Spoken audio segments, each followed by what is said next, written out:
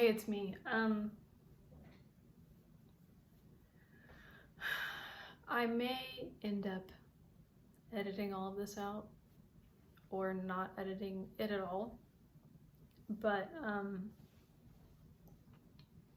as basically a therapeutic exercise for myself, I've decided to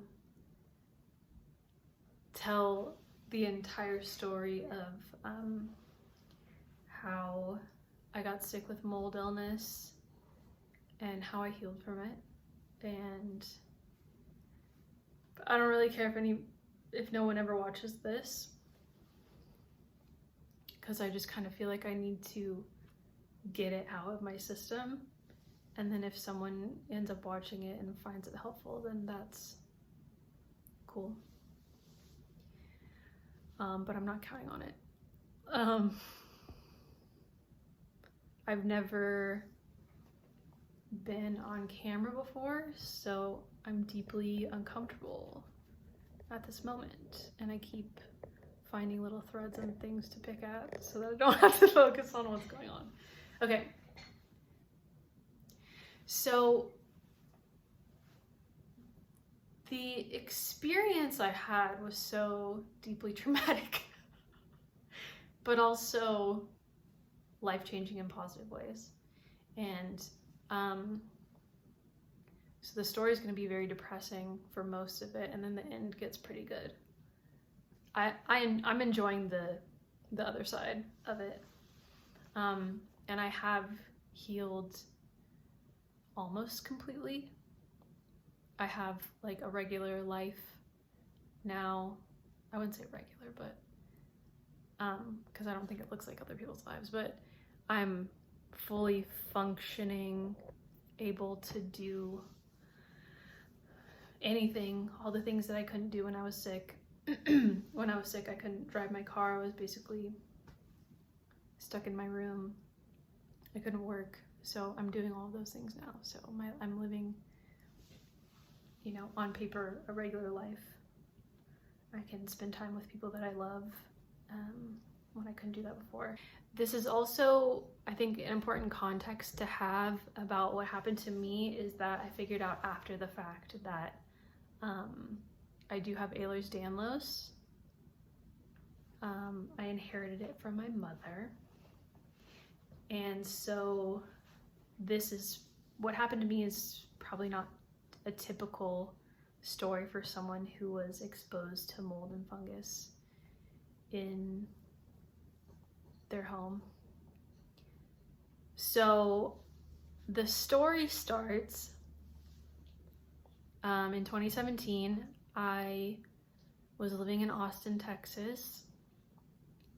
I grew up there, and I found this perfect apartment that was like super affordable and a place that I could afford to live in by myself. So I was so excited. I thought that this apartment had been gifted to me by the gods, because I found out about it through, a person of a person when I was like at a karaoke night or something.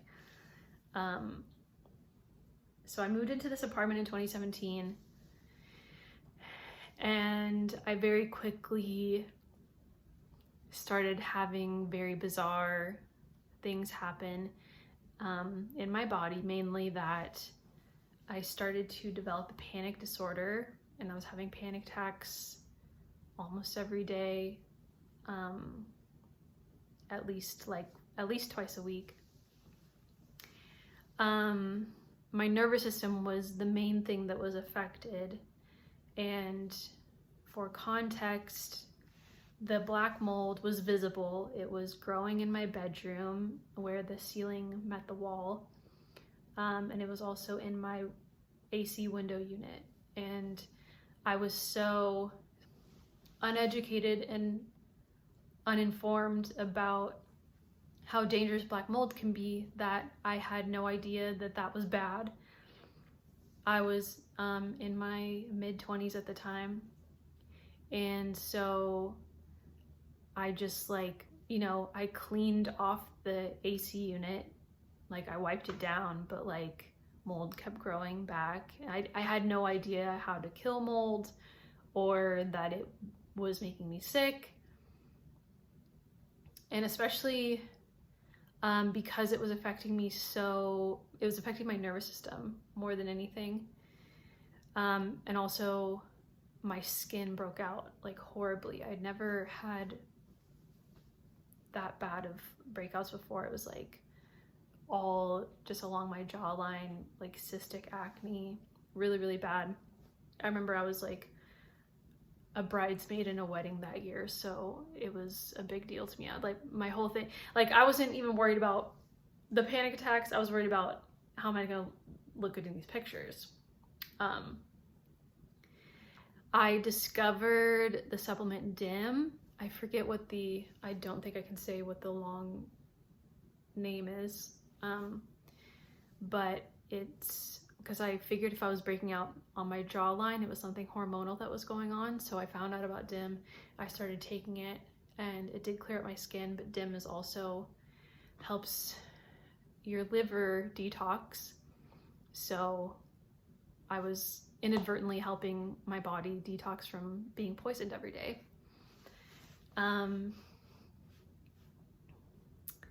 But the panic attacks were really bad. I was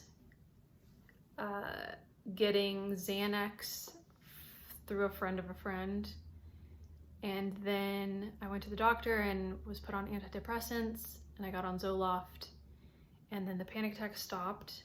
And so I never put two and two together. I never learned anything about black mold. I never made that connection that was the source of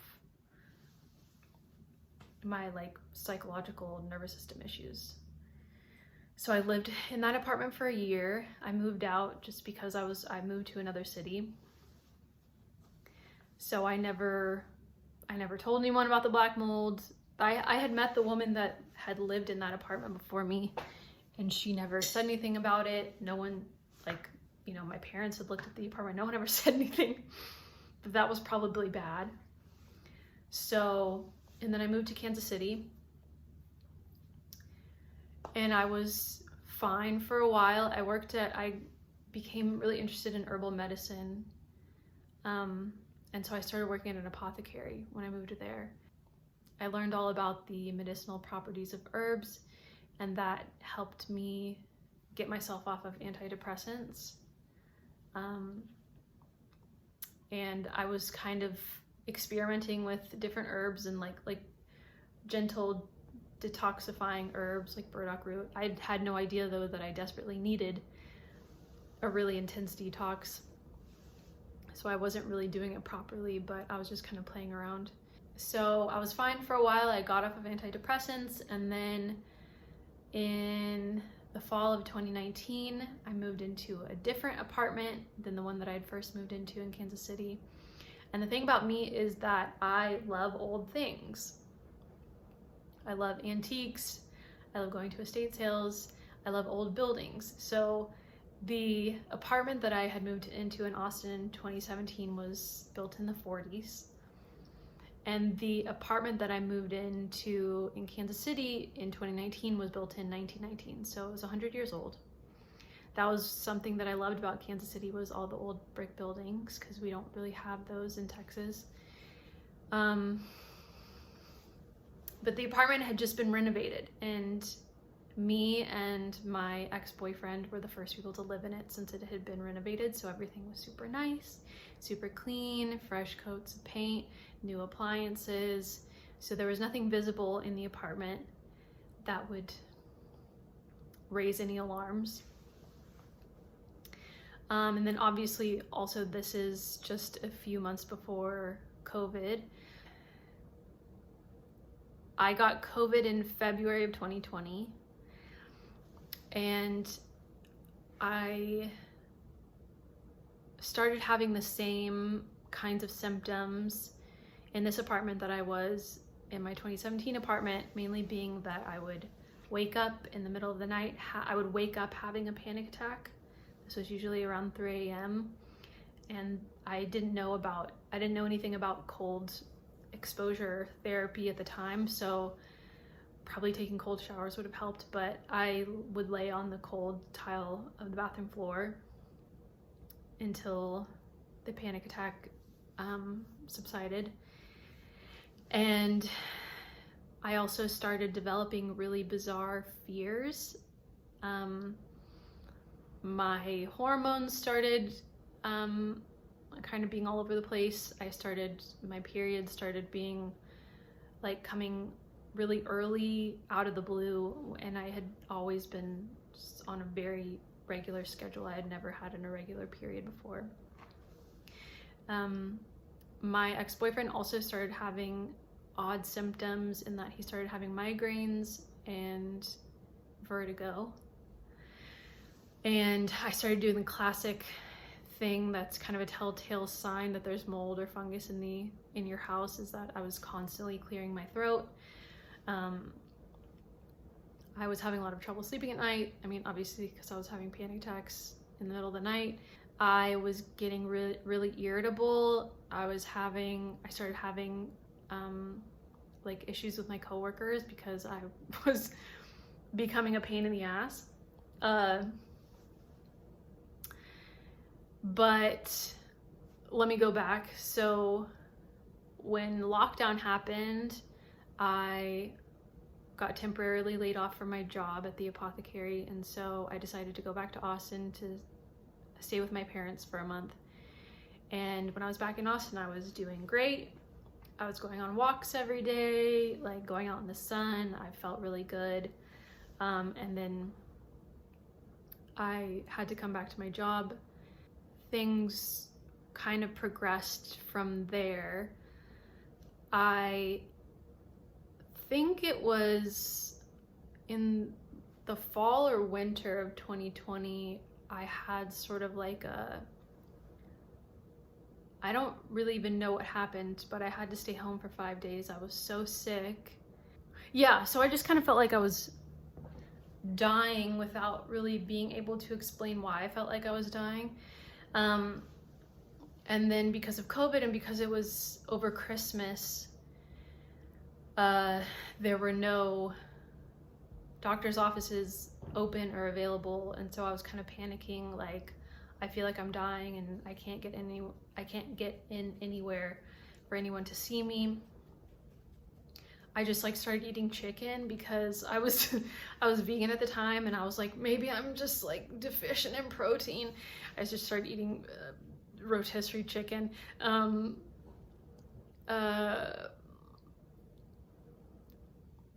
And that's kind of when these really irrational fears started to rev up. So because I couldn't really get into any doctor's office, I was going to acupuncture, and I started having these fears that things were going to fall out from under me. So I would be on the table getting acupuncture, you know, someone had left, the acupuncturist had left the room, and I would just be in a full-on panic because thinking that the table was going to collapse under me. This fear started to get even worse, and I started to be afraid to drive on overpasses because I was gripped by this fear that the overpass was going to crumble underneath my car. I started having fears that I had narcolepsy and that I was going to fall asleep while I was driving. Just like things that don't make any sense, but the feeling of it was so terrifying.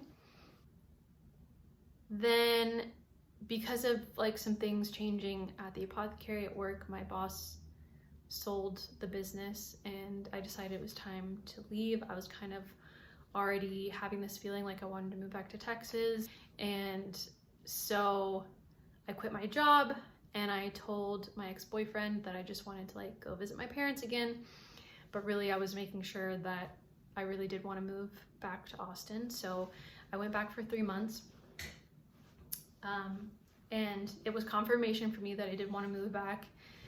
And during those 3 months I was basically fine. I got the COVID vaccine, and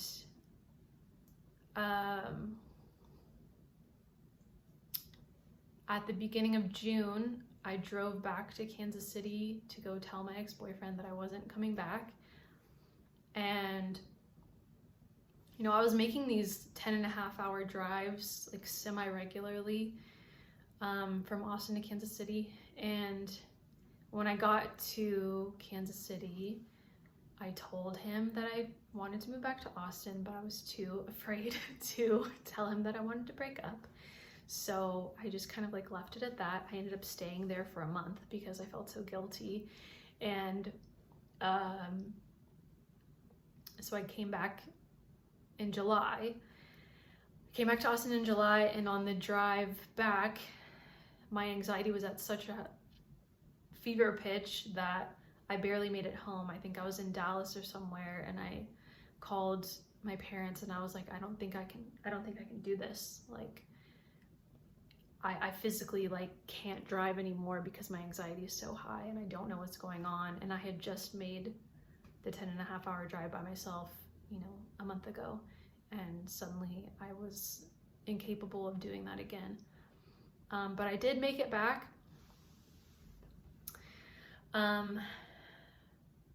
So at that point, like I said, that apartment, there was no visible mold or fungus, but I always had this feeling in the apartment like I needed to open the windows. I always felt like something was wrong and I couldn't place it, obviously, because I couldn't see it. And I also was, again, completely unfamiliar and uneducated about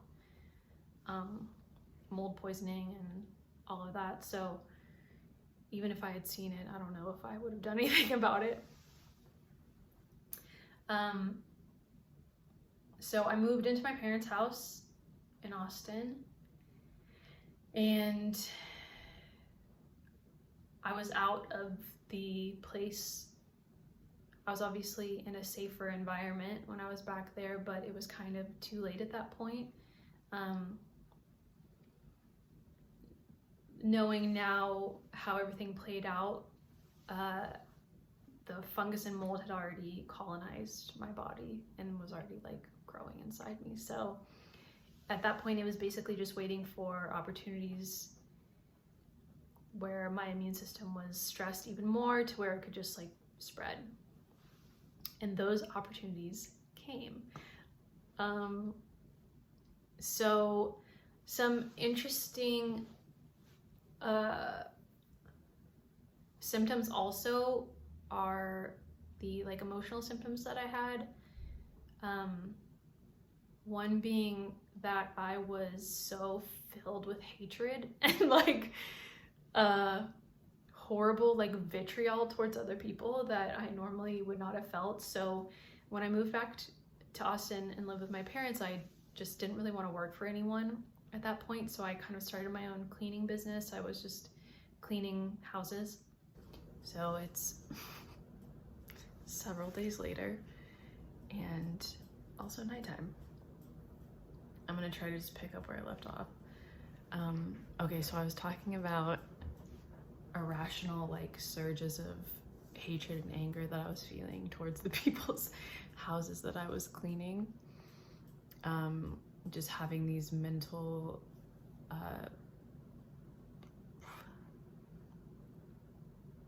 loops of hatred towards people that were like very nice and friends of my mom, that they were like, why can't they clean their own houses and things, and they're paying me. Just like irrational things like that. I was also starting to have really bad abdominal pain. I remember I was at a clean one time and it felt like my lower abdomen was on fire. So that was in 2021. So my symptoms kind of kept increasing. So the fungus and mold basically kind of took two strongholds in my body, which was in my lower abdomen. I think kind of it probably started in my ileocecal valve and then behind my right eye. So around this time I was trying to figure out what was going on with that. I got a CT scan of my abdomen and nothing showed up in the scan.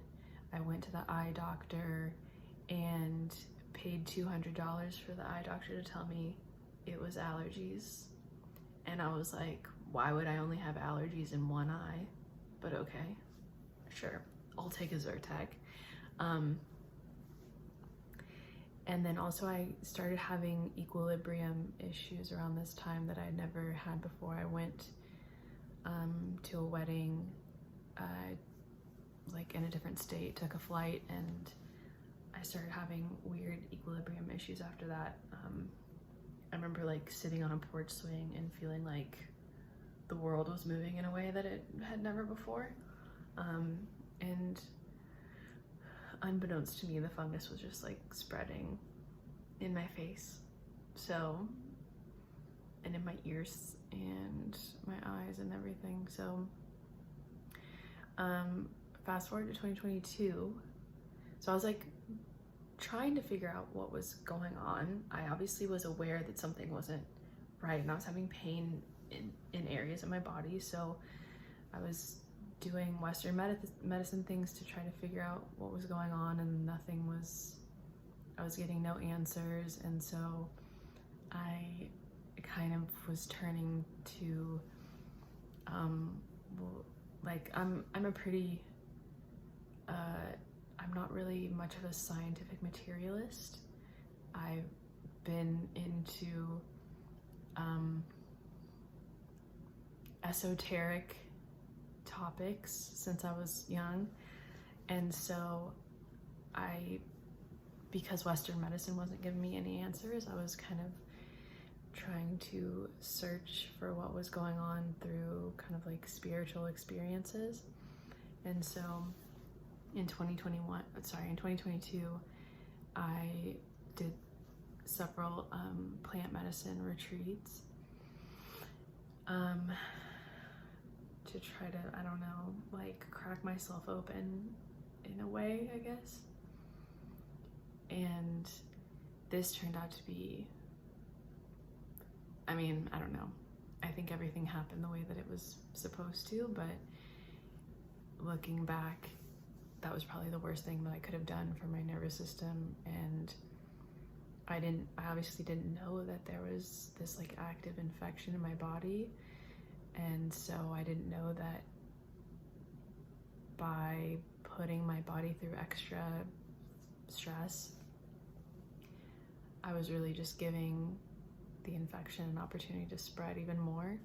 So I did 3 of these like plant medicine retreats, and which were spaced out. So this was like the first half of 2022. And by the summer of 2022, I mean, my body was like not well. I was having, my cortisol was so high that, this curl is, where is that? My cortisol was so high, I could barely function. I had to stop working, and I could barely drive. It just felt like my body couldn't calm down anymore. I went to see like a functional medicine person who did muscle testing, and she was just like, well, all your organs aren't working. And I was like, okay. And then told me to buy like $400 worth of supplements. And I did, because like I didn't know what else to do, and also they didn't tell me how much it was going to cost until I got to the register at the end. So then I felt like peer pressured. That was so stupid. So I wasn't getting any answers about anything. I was taking all these supplements, but like they were really just kind of like nutritive. Is that a word? They were like, what do I try to say? Like a lot of vitamins and minerals and amino acids, but obviously not addressing why I was so depleted, so it wasn't really making any difference. And so then when it was kind of approaching the fall of 2022, I just had this feeling like something really bad is about to happen. I remember specifically September of 2022, I just had this feeling like something is not right. And I think I'm on the edge of something really terrible happening. Sure enough, and at this point I was also like microdosing mushrooms because like anxiety and high cortisol was such a huge symptom that I was having. So people were just like recommending me things for anxiety, not knowing why my anxiety was so high, and that was just a symptom of this infection. And so I was just like putting more fungus in my body at that point. I don't know if that really makes a difference, but I just think it's funny. And so all of this kind of the climactic moment of all of my health issues ramping up and everything kind of collapsed this one night where my sister had asked me to dog sit for a friend of hers. So I was staying overnight at this woman's apartment, and my anxiety was so high that I asked my sister to come stay with me because I was like afraid to be alone. And that night, I don't know exactly what happened. There's like something that I did, but I don't know if I want to share it. I don't know if it would make sense to anyone besides me, but there's something that I did that I hadn't done any other time, so I don't know if that was like some kind of trigger for things to fall apart even more. But that night, every time my body tried to fall asleep, my heart started racing. And I don't just mean like, I mean my heart was racing at such a pace that I didn't know that your heart could race that fast and that you could live to tell the tale. It's not like racing from when you're running or whatever. And it was when my body was like trying to fall asleep. So that happened like several times that night. I couldn't sleep. I couldn't fall asleep at all. Finally, I took some Xanax. I was like really trying not to abuse benzos, but like that was the only thing that could calm my body down enough. And so that whatever was happening that night continued to happen and get worse and worse. So from that point on, that would happen other nights, like where I would start to slip into sleep and my heart would just be pounding. And then it got to the point where I couldn't fall asleep at all.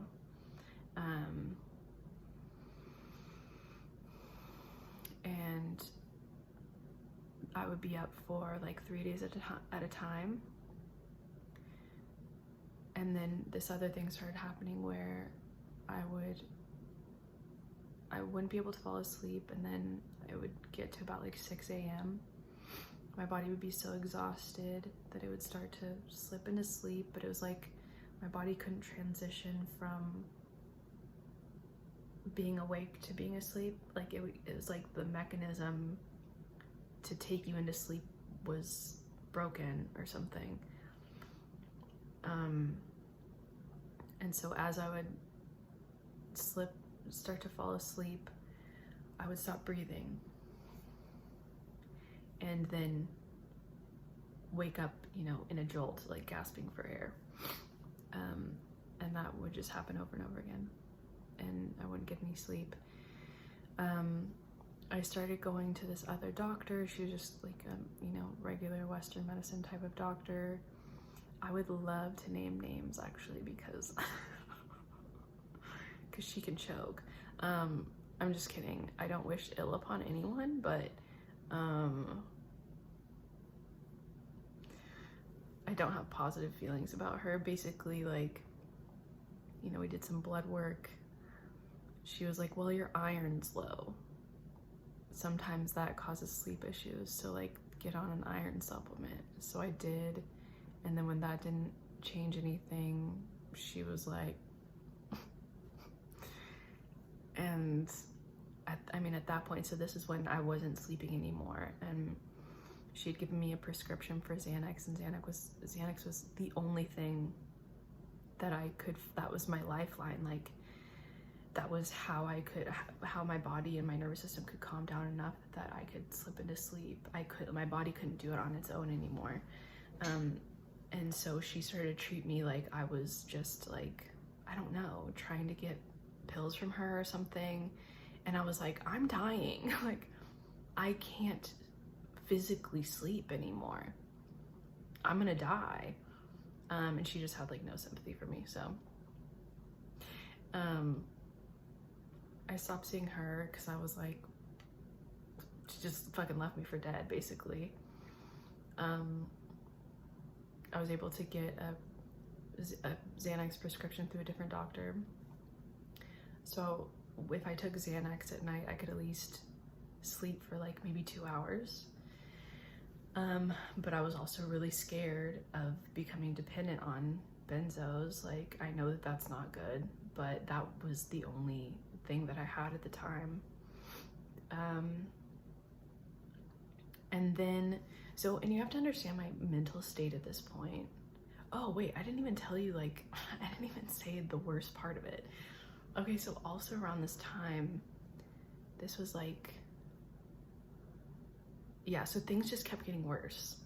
Okay, so not only was I not sleeping, something else that happened was that this was like before I stopped sleeping. There was one day where I looked outside and it was dark out, and I was like, is it raining?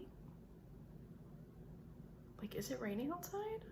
It looks like it's drizzling out my window. But then I was like, wait, that's not rain. That's like my eyesight. Suddenly I had this like static. I think like people call it visual snow, but I know what that is, and that's not what I had. Technically I still have, because that hasn't changed yet, but it's not quite visual snow, but yeah, just like a static that overlaid my whole vision. And then one day I was putting on my makeup and I was looking at myself in the mirror, and I noticed that out of the corner of my eye in my peripheral vision just slightly shifted. Just slightly shifted.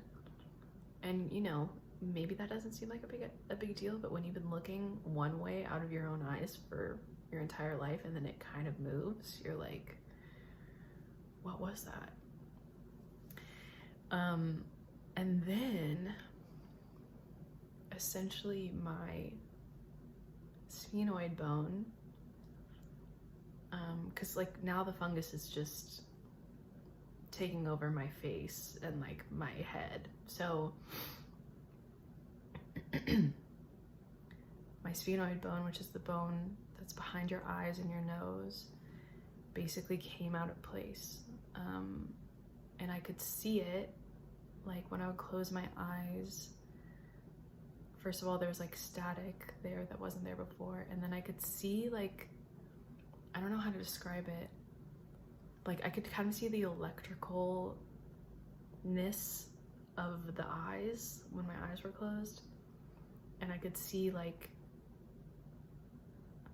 the sphenoid bone moving like this behind my eyes, going like when I would breathe in. And it was like off of it came out of its lashings, I don't know. So then that was the point at which I was like, okay. And so I can't even begin to tell you what that felt like. I mean, basically it felt like my whole world was upside down. And like, so Christmas of 2022, I couldn't get out of bed because I had such horrible vertigo that I couldn't even walk down the hall. The world was just like going like this.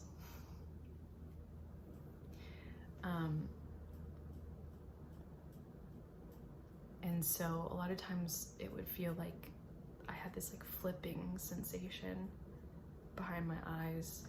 It was very disorienting, as I'm sure you can imagine. I've never heard this happen to anyone else, so I don't know. I'm sure someone has experienced it at some point, but I don't think that it's very common. I don't know. But essentially the fungus that was growing inside my ears and my eyes and my sinuses and everything was like pushing things out of place. So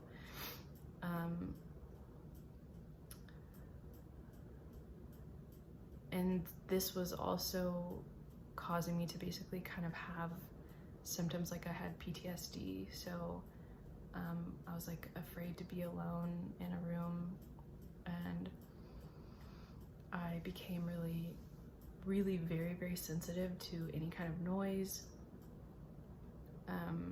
any kind of like mechanical noises like lawnmowers or like nails against a chalkboard to my nervous system. It's like I couldn't handle anything. I basically just had, it was getting to the point where I was rocking back and forth on my bed in a quiet room like a mental patient. And my chest was feeling like it was caving in, like it felt like there was 100 pounds on my chest, and also that my head was like 100 pounds. I could barely keep my head up. I could barely breathe. I stopped being able to breathe automatically. So every breath that I took had to be conscious. I had to make myself breathe. And my cortisol was like 10 times as high as it's supposed to, like 10 times as high as a normal range. And I know that because, so basically I stopped seeing this doctor who was useless. But I was like, I think it's my hormones. Like, so again, my point in being like my mental state at the time, the amount of brain fog that I was experiencing was crazy. Like I could barely think, and I was paralyzed by fear because I felt like I was actively dying. I couldn't think straight, and yet I was still doing everything I could to put the pieces together to try to figure out what was going on, because no one could help me. Like I went to all these doctors, no one could help me. So I was just like left to figure it out on my own or die. So, but then also around this time, so when my sphenoid bone came out of place, I was like doing all this research, and I was like, maybe it's a pituitary tumor, because that was the only thing I could find that could like knock your bone out of place. So I went to this ENT, and he was also one of the most useless people I've ever met in my life. It was so weird. The entire appointment was so bizarre and so unhelpful that I almost started laughing out loud during the appointment, because he literally looked at my nose for 5 seconds, looked at my throat for 5 seconds, and was like, don't see anything. Like, what? And it's also crazy to me if anyone had just like taken just swabbed me in one of those areas, I could have figured out that much sooner what was happening. He also had like 4.8 stars on Google. I'm like, what? Who is he helping? But okay. I don't even remember his name. Also wasted like $300 for nothing. But he did order me an MRI because I was convinced that I had a pituitary tumor at this point, because that was the only thing I could come up with as to how my bone would come out of place. I got the MRI. There was nothing on the MRI. So again, I had no answers. So after that, I was like, well, no one in Western medicine is helping me. I've tried. I'm not even a Western medicine type of person, but I was, when the chips are down, I'll see a doctor. But they were all, sorry, but they were all useless. So as messed up in the head as I was at the time, I was still trying to figure everything out. So I got a hormone test for myself, because I just had this feeling like it was hormone related. And I don't know it. At the time, I didn't know anything about bodies or how they function. So I was just kind of like going off of vibes. And I was like, I think it's my hormones. So I ordered a test, and sure enough, like that's how I know that my cortisol was like 10 times the normal range. And also, you know, your cortisol is supposed to be higher in the morning and then lowers in the evening, and mine was doing the opposite. So mine would shoot up at night. And it told me that my progesterone was super low and my estrogen was super low.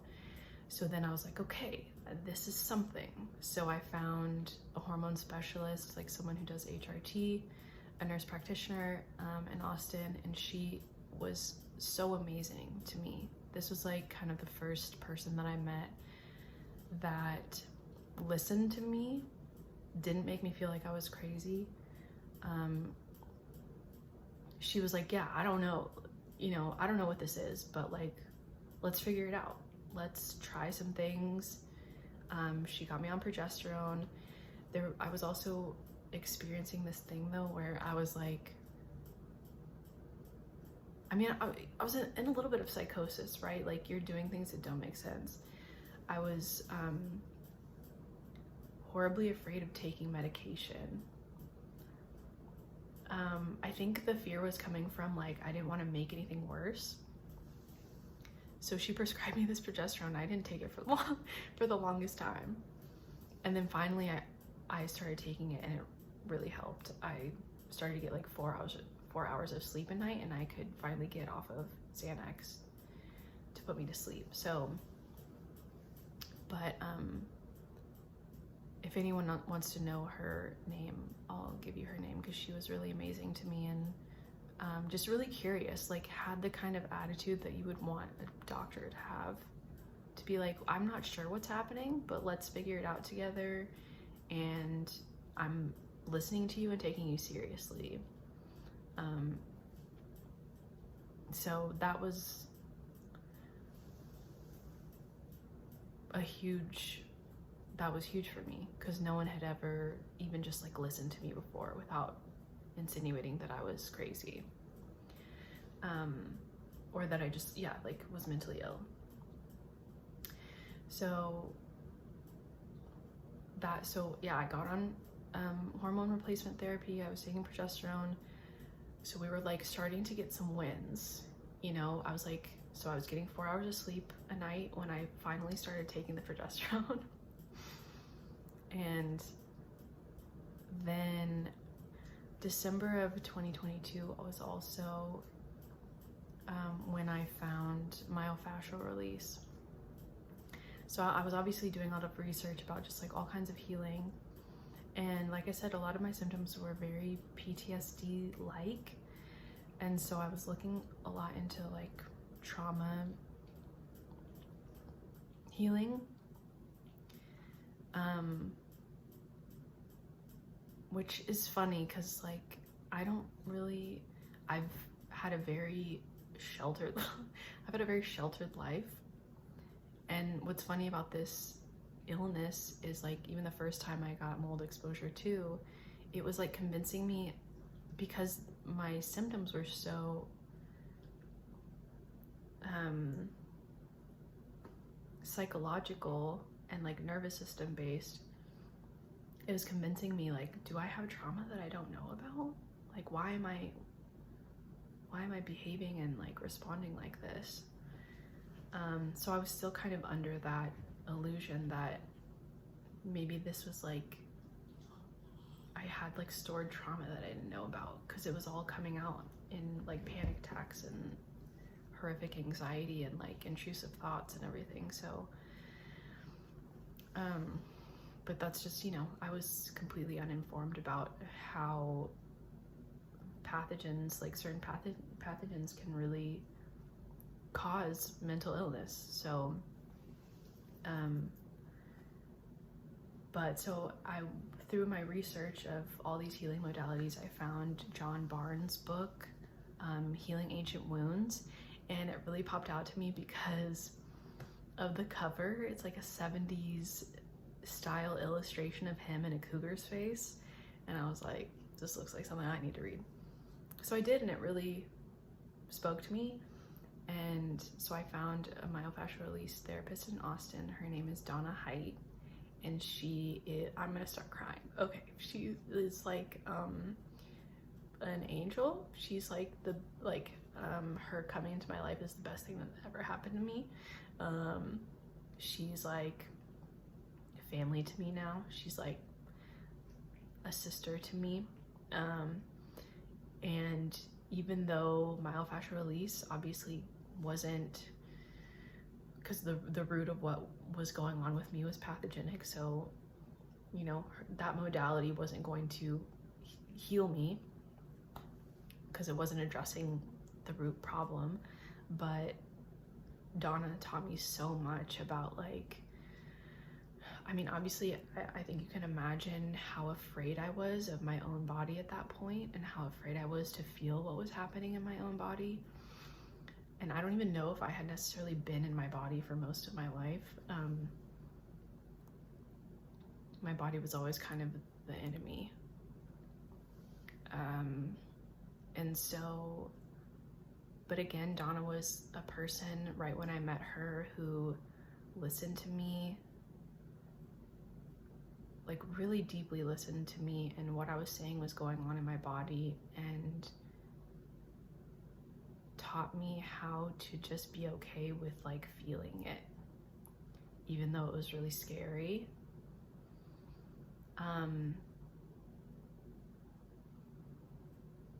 So in a certain way, she like helps me become a lot more brave. And I think honestly meeting her took me a while obviously to get to this place, but because for a long time I was obviously so much in fear and in panic about what was happening to me.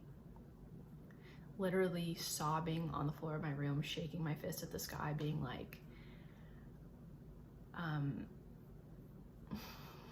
you know, what did I do to deserve this? And even though it felt so painful to be in my body and to feel what was going on,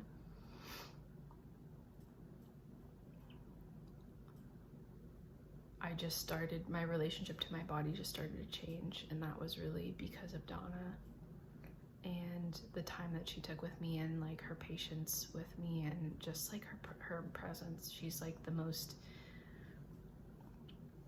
she's an amazing healer, but she's also like the most generous and loving person like I've ever met. And so, like, I'm a fucking lucky bitch, for real. I'm so lucky to have met her, and that she's like still in my life. And you know, she's one of those people that it's like I can't even imagine a time where she wasn't in my life, because she feels that essential. So yeah. So that was happening, and then I had, you know, like I had someone, even though this was kind of the beginning of our relationship, but just like I started being around healers who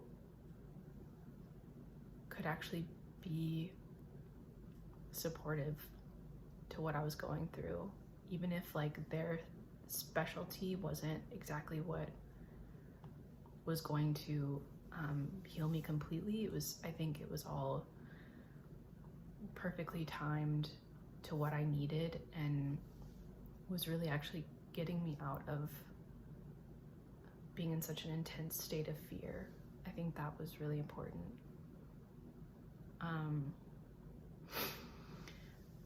Also, that was around when I discovered Wim Hof,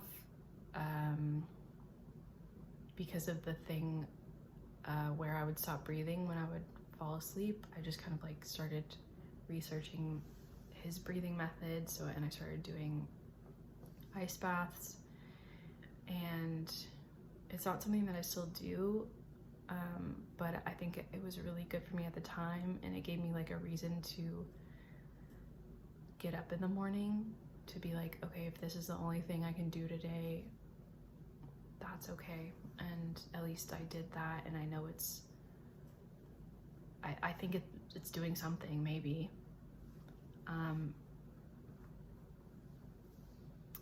And side note, ice baths made my hair look amazing. Gave me like mermaid hair, which was an unexpected bonus. Not that anyone was there to see it, because I didn't leave the house for like 6 months to a year, but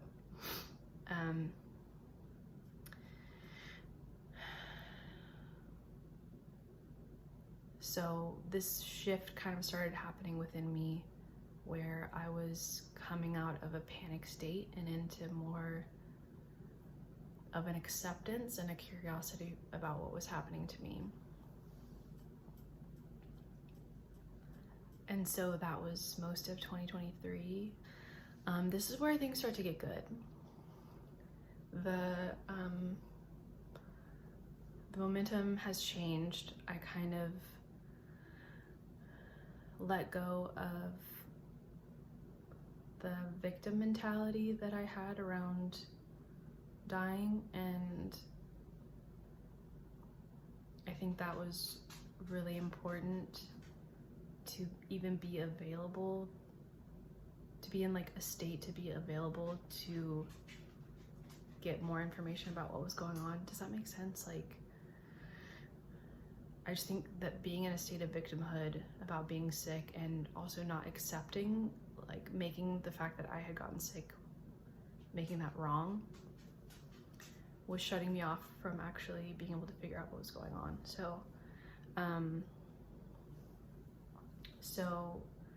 like summer of 2023 was when a lot of things started to change.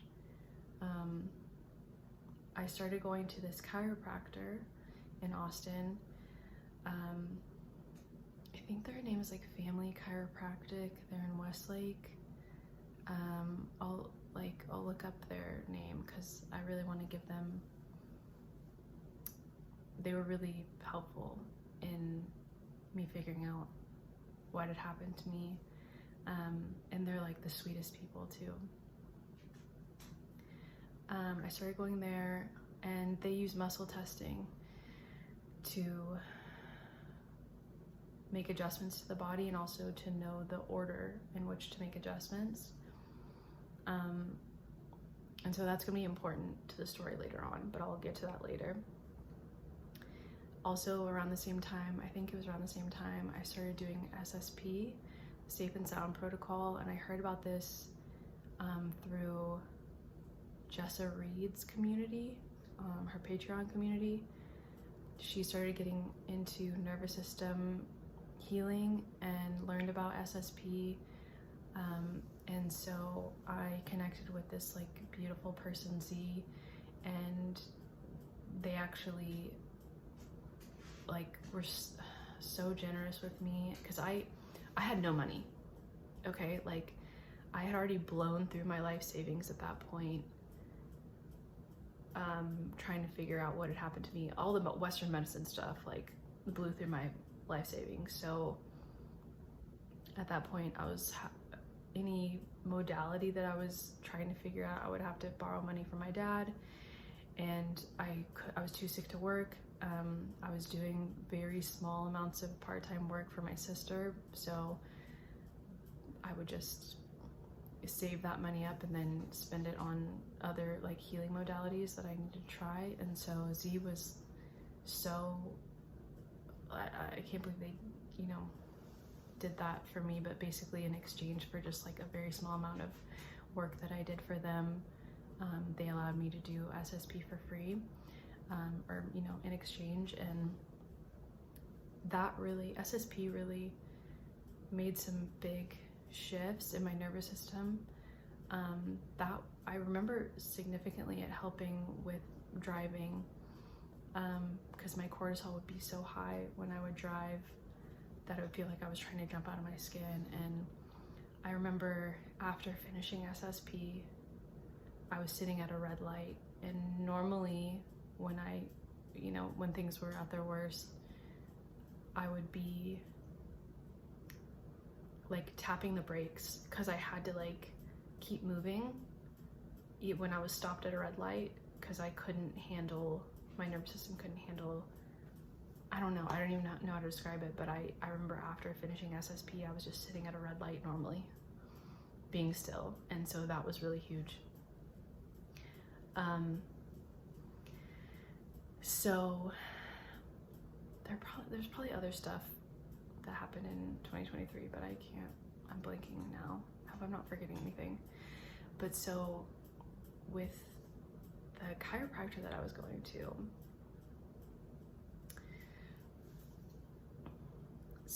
and they would do kind of like these energetic adjustments to basically like doing acupressure points and holding those points. And so I was noticing after a while that the same points kept coming up several times over and over again. One was my ileocecal valve point kept coming up, and one was my right sinus. Every time I was there, they would have to adjust or like, you know, do those acupressure points. So I was like, that's interesting. And the chiropractor that I was going to, he was like the sweetest man. He was like, well, maybe, you know, like my wife had problems with this, like sinus, like something colonized her sinuses. I can't remember if it was mold or something like that. So he's like, maybe try, you know, doing a sinus rinse and doing that like semi-regularly and see if that helps. And I had never rinsed my sinuses before. So I tried it, and it made whatever was living in my sinuses so mad. And this was like a huge moment for me, because up until that point, I really did not understand that what had happened to me was pathogens, that it was caused by pathogens. And so I started rinsing out my sinuses, and it basically, whatever was living in there, rinsed to the back of my throat and was so mad. And it like made these little white spots, and I got really, really sick. After I rinsed my sinuses, like my whole throat was on fire. And I was like, oh, something's alive in there. And what was crazy about that too was this was kind of the first indication I had that this was a really systemic issue, because when I was really sick, my throat was on fire, my blood sugar also dropped really dangerously all of a sudden. And I don't know if if you've ever had your blood sugar drop like that. You feel like you're gonna die, and you can. And later on, I started to make this connection, like this problem is so systemic that these pathogens are actually controlling my blood sugar, because they, mold and fungus like that, they are eating the sugar that I am eating. And so if, like these are conscious entities, they're alive, and their one goal in life is to survive at your expense. They're parasitic. And so once they became aware that I was aware of them, I started having blood sugar drops, because then I would be forced to eat something, like blueberries or something, so that I wouldn't die. And then that would feed them. Anyways, that's when I started to make these connections about like how much control these pathogens actually had in my body. But luckily I have a lot of herbal medicine at my house, so I was like gargling golden seal. But this was huge for me. And then also around the same time, I was, because I was still kind of thinking that some of this was like trauma related. And so I started looking into like polyvagal theory, and I was researching audiovisual entrainment. And so I found this device, this audiovisual entrainment device. It was the David Delight Pro. I was like, I think I need this. And luckily, like I said, I had no money, but luckily there's a website called Bhakti Wellness where they will let you rent to own it. So, typically it's like $500 or something to buy it, but I could rent to own it. So I got the David Delight Pro, and I started listening to gamma frequencies twice a day, morning and evening, every day for a week. And within a week, my sleep became normal. Like, so previous to this, I was still kind of only sleeping maybe a good 4 hours a night, but then my sleep would be so light, and again, very PTSD-like, where any sound would like jolt me awake. After a week of using the gamma frequencies, I was sleeping normally. And not only that, but it significantly decreased my brain fog. So within a week, I started being able to make all these connections about what was going on. Like, okay, the sinus thing, something's alive in my face. Also, I didn't mention this, but that over that Christmas of 2022, when the vertigo was so bad that I couldn't walk down the hall, I was like, well, maybe it's, you know, it's something in my ears. Like, I'd heard about, you know, the crystals in your ears being off or whatever. So I was like, maybe I'll do ear candles. I know that those are controversial, but I did ear candles, and I looked in the ear candle and I was like, what is that? It wasn't just wax. It was like a fuzzy white fungus. Okay, but I was so messed up in the head at that point that I couldn't put together. I was like, what does this mean? What does this mean? I couldn't put it together. So after 1 week of doing this, of doing the gamma frequencies, it was like my brain started actually working. And I was like, okay, the fungus in the ear candle and the thing alive in my sinuses. And also I had like a memory resurface of the first apartment that had black mold, and I saw the black mold growing on the wall, and I ran downstairs to my dad and I was like, Dad, was there black mold growing in that apartment that I lived in, or am I making that up? And he was like, no, there was. I remember seeing it. And I was like, oh my God, everything started to make sense. I cannot explain to you the high that I was on after figuring this out, because I had gotten to the point where I had to come to a place of acceptance. Like, I might not ever figure out what happened to me. I might have to be like this forever and never know what happened. And I just have to be okay with that.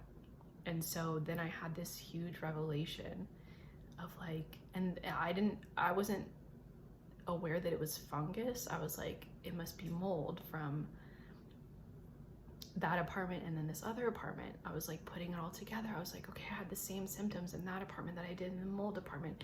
It's like it was like everything was coming together. I remember going to the chiropractor's office and I was manic. And I was like, I figured it out. And he was so cute and like so happy for me, but I'm sure I looked crazy. So this all happened like at the very like January of 2024. So then I had an answer. I had something that I could focus on. I had background in herbal medicine, so I knew which antifungal herbs to take, you know, like it was like once I understood at least an aspect of what had happened, I could focus and I had a plan of what I could do. So then I started researching mold illness, researching what kind of diet you're supposed to have when you're detoxing from mold, all of the supplements that you need to detox from mold, all the antifungals you need. So that started a year-long process of doing that whole thing, researching the Shoemaker protocol. And so I basically, cut out I was vegetarian previous to this.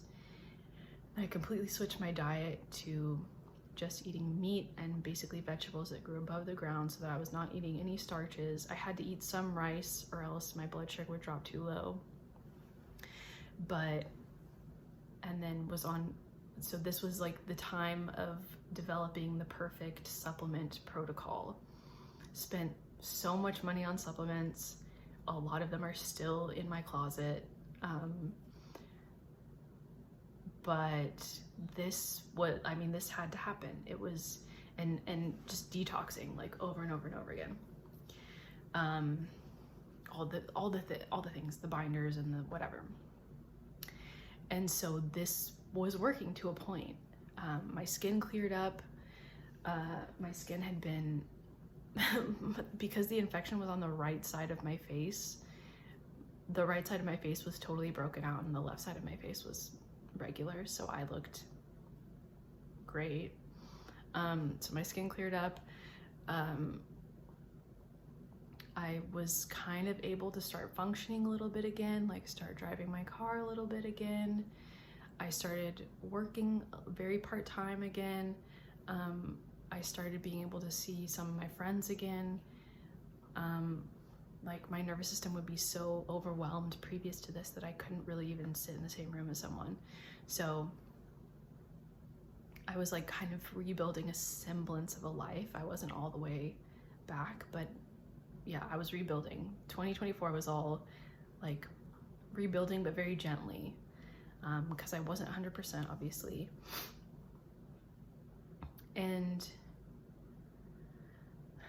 But then it kind of plateaued. I did all of that for a year and it helped obviously, but I could tell that it got to a point where the progress stopped. So I started exploring other things.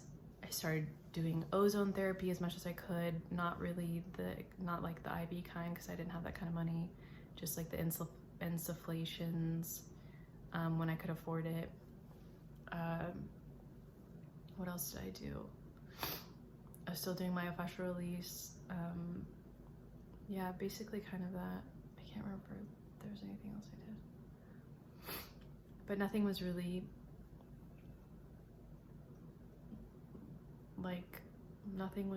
moving my progress along that much. And then, again, being a part of Jessa Reed's Patreon, I can't remember what episode she said this on. She wasn't even really talking about that specifically, about biomagnetism specifically. But she had had Lyme and had gotten sick right around the time that I was getting sick. And so she was kind of making a point in one episode of like, everyone heals in different ways when they're ready to heal. And so she went the Western medicine route and took some kind of medication, and that got rid of her Lyme. But she was giving an example where she was like, but I have a friend who had Lyme and healed from Lyme by using magnets. So like her point was kind of like, if it's time for you to heal, I don't know, whatever tool resonates with you can be the thing that heals you. I'm probably like paraphrasing that really badly, but I was like, what is that? I was like, what's magnet therapy? And I started to research a little bit, and there's really not much on the internet about it. But I was like, I've basically tried everything that I could possibly afford. And I was like, you know what? This is gonna be the last thing that I do. If this doesn't work, I'm just gonna kind of live my life as is and let it go. Kind of like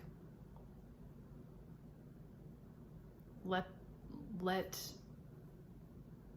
being 100% better go, and just kind of accept that this is what my body is going to feel like.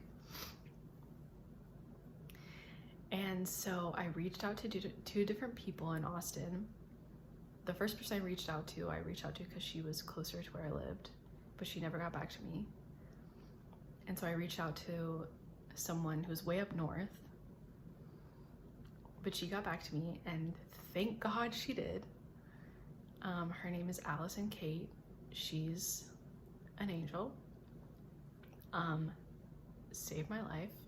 that's probably putting too much like pressure on her, but like changed my life, 100% changed my life.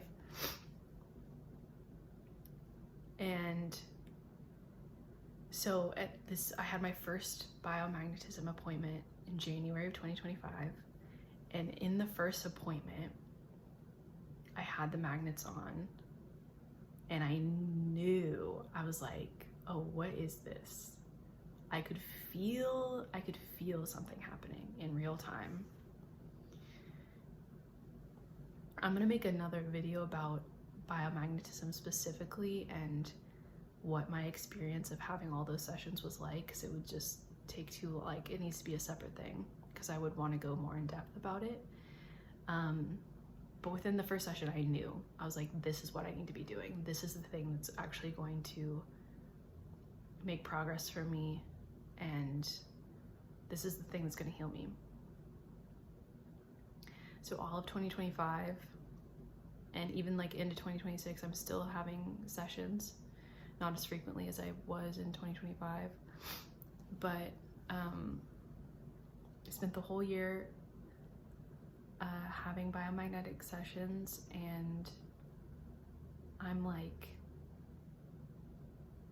89% better. And it was the experience of that was a lot. There's a lot to talk about. But I had tried so many things, and this is the thing that it changed my life. It changed my life to the point where I was like, I have to learn how to do this. This modality is so powerful, but also so gentle at the same time.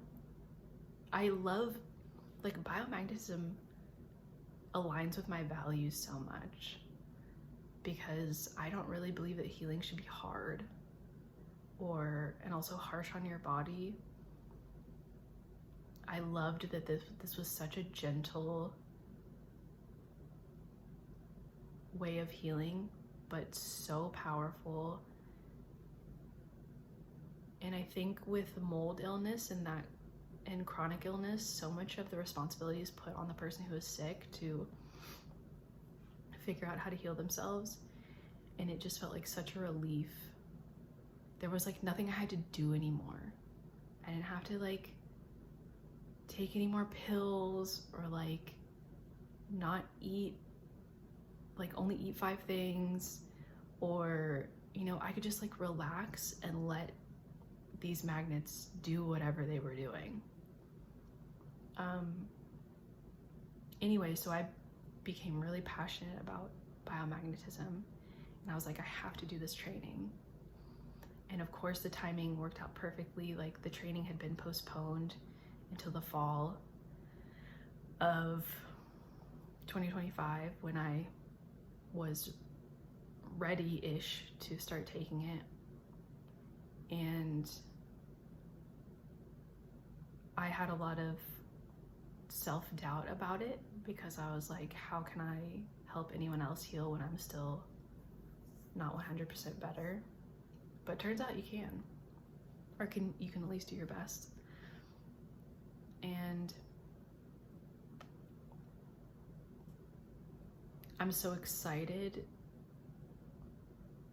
for more people to know about this modality, because I think it could just like change the way that everyone relates to their own health.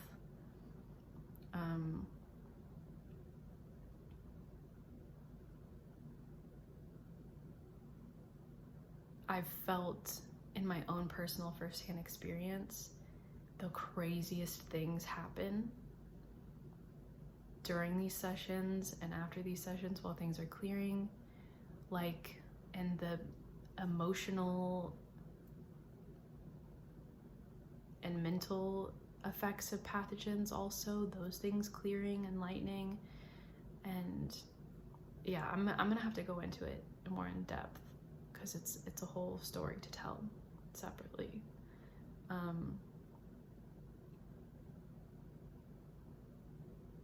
But like I said, I'm the luckiest bitch in the world. there are so many people who I've come across through this experience that have changed my life, who have become like essential people in my life. I would absolutely be dead in a ditch years ago if it weren't for my dad, if I didn't have my dad to lean on.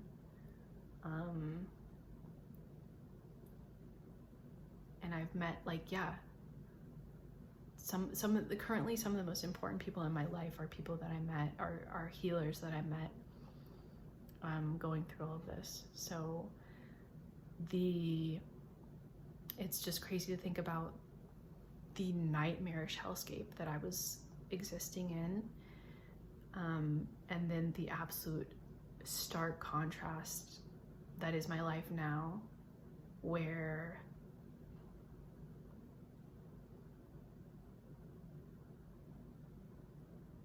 I've found people that are so loving and supportive of me, who I love and support. I found this modality that I'm so passionate about and feels like it was like missing in my life for so long. For all of my life, I was like, I don't even know what I'm doing here, because like none of this speaks to me. Like I'm not pulled in any sort of direction. And now I feel like I've found this modality like I said, aligns with all of my values and everything that I believe about what's possible, about reality, and the absolute joy that I feel in being able to talk about it and tell people about it. And also like I do like biomagnetism experiments in my free time because I just think it's fun. And so it's brought so much purpose to my life, and so now, okay, so the point is like, now I'm a lot better. So now I'm starting my own business as a biomagnetic practitioner, having my own clients. Like I just finished my training in April of this year, and my life is like a dream. Yeah, it went from a nightmare to a dream. Even though there are still some lingering symptoms that I have, which is my sphenoid bone has not gone back into its proper placement. But the equilibrium issues that I have are a lot less. And also I've just kind of adjusted to it, so it doesn't really bother me most of the time. But all of my other symptoms are gone, are completely healed, and I know 100% that the rest of them will be healed too through this modality. It's really just about targeting the right pathogens, so it's just kind of a matter of time until that resolves itself too. And now I get to help other people with their weird health issues, and that's fun for me.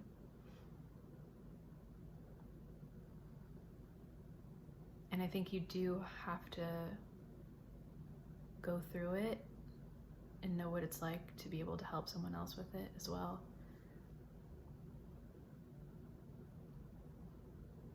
Mold illness is such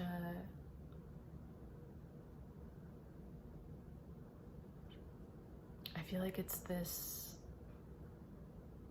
forgotten population of people who absolutely just have to fend for themselves, because not only is it barely recognized by like Western medicine that that's even a real thing that can make you sick, but also typically when you are sick, you heal in your house. But if your house is the thing that made you sick, where do you go and what do you do? It's like this whole group of people who have nowhere to go, who have no safety, most of whom have spent all of their money either trying to on housing, or trying to even figure out why they're sick. Like what happened to me. basically a whole group of people who have no resources unless you're really lucky, and I was really lucky.